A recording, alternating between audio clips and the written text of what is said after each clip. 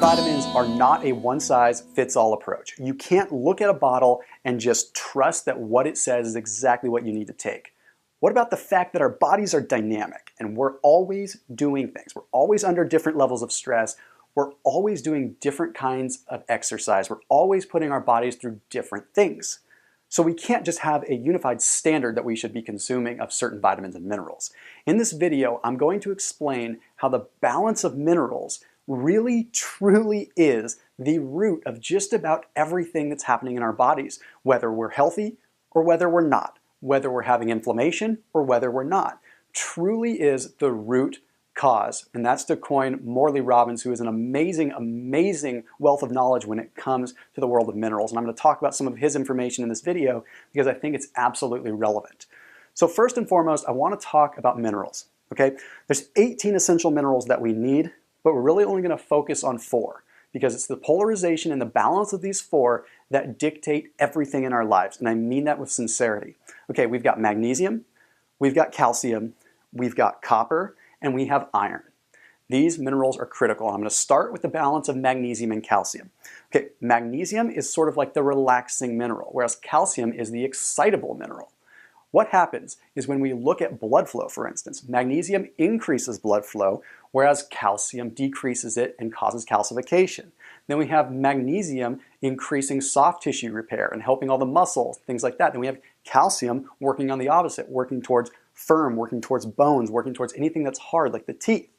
You see, we have too much calcium in our bodies, plain and simple. We're getting a ton from the diet, we're getting a ton from the old Got Milk campaigns that are showing us we need to be consuming calcium all the time, we're not getting enough. Well, the fact is, we have enough.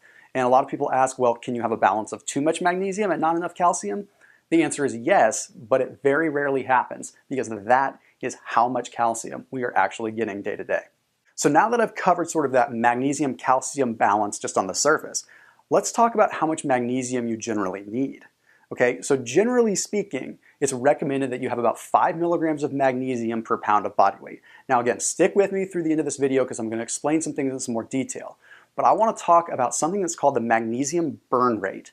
Now this isn't an official research term. This is a term that was coined by Morley Robbins himself, but I think it's awesome and it makes so much sense. It means that you have your baseline of magnesium that you should be consuming. But then what about when you're under stress? Because when you're under stress, you're depleting your magnesium stores. When you're exercising a lot, you're depleting your magnesium stores. So we all have a different rate at which we burn magnesium. Now, although it's not really quantifiable right now, we are burning it at different rates. And the thing is as you age, the rate at which you burn magnesium seems to increase.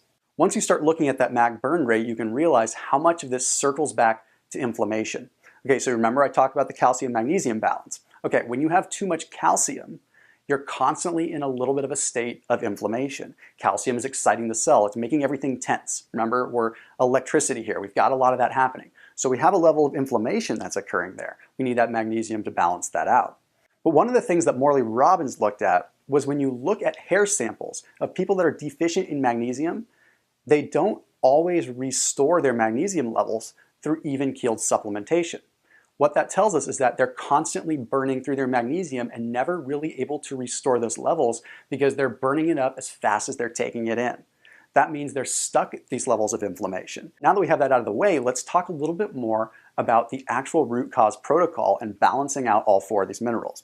See, the purpose of the root cause protocol is to increase mitochondrial functioning through the balance of those 4 minerals. So we're talking about copper, we're talking about magnesium, we're talking about iron, and of course we're talking about calcium. But why am I focused so much on iron in this case? You see, iron is critical. We need it for a lot of things in the body. However, just like calcium, we tend to get too much. We get too much from our diet. We get too much from iron-fortified foods like the wheats and the grains and things like that. But additionally, iron accumulates in the body. So by the time we are getting to 30 or 40 years old, we have so much iron in the body that we're starting to have too much iron in comparison, again, to magnesium. And what iron does is iron essentially causes a different kind of oxidation. It starts competing with magnesium for free oxygen in the blood. Think of it like this. You take a breath, you've got a lot of oxygen flowing through your bloodstream. Okay, then you have too much iron in the body. That iron is gobbling up the oxygen and it's fueling itself. Okay, that means the magnesium isn't able to oxidize. It's not able to get that, which means that you have too much and you're way out of balance. So this can cause an issue in the cell, meaning it's going to disrupt an enzymatic pathway that would allow the cell to normally create adenosine triphosphate, which is ATP. I know I'm throwing a lot at you, so basically what this means, too much iron means not enough oxygen, which inhibits an enzyme, which slows down energy production. This might be literally a root to why we slow down as we age. Why, when we reach 35, 40 years old, all of a sudden we're more fatigued and we don't feel like we're able to regenerate our ATP as much. Now, to add insult to injury, magnesium is required for ATP function. So if we have too much iron, which is killing off our magnesium, and too much calcium, which is killing off our magnesium, well, then we have a double whammy where we're not able to get the right amount of adenosine triphosphate to actually fire, meaning we're not getting that cellular firing, we're not getting that energy. So you see where I'm getting at with this? So now we get a little bit more complicated, but a little bit more fine-tuned. This is where copper comes in. You see, what copper does is copper helps channel the iron into the right place. So you don't have just the plain old iron that's floating around gobbling up oxygen. Copper is going to allow that iron to go and do its job right. It's going to allow that iron to convert from the state of a ferrous state over to what's called a ferric state, which means it's a lot more functional, a lot more usable. The copper rides around through the bloodstream on something that's called the ceruloplasm. That ceruloplasm basically drives the copper around, making sure that the iron is oxidizing the right way, not stealing the magnesium's oxygen, not stealing the other minerals' oxygen, making sure that the iron is going to where it needs to go to make sure that you don't go anemic, to make sure that you don't have the symptoms of iron deficiency. So I hope that that's making sense there. Okay, but then we have to start looking at another mineral, and that's zinc, okay? So a lot of guys take zinc. A lot of men take zinc because it can help testosterone levels and things like that. And we're told a lot of times that we need more zinc. And that is sometimes true. But here's where we have to be very careful with the balance. You see, if we have too little zinc, it's usually because we have an overabundance of iron. But we actually need copper to make sure that that iron goes to the right place. But if we consume zinc, zinc inhibits copper. So you can start doing the math.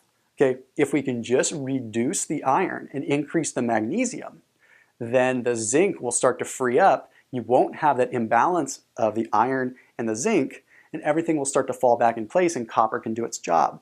So we have to focus on copper more or less before we really focus on the zinc. When it comes down to iron, you're going to find a lot of people that think that they're deficient in iron, especially women, because women are always told that they're deficient in iron, especially if they're on their menstrual cycle because they're losing blood. That may be the case, but there is such a difference between being chronically deficient in iron, especially because it accumulates in the body, and truly just having a functional deficiency. That functional deficiency more or less would mean that you're more apt to need copper to utilize the iron right than anything else.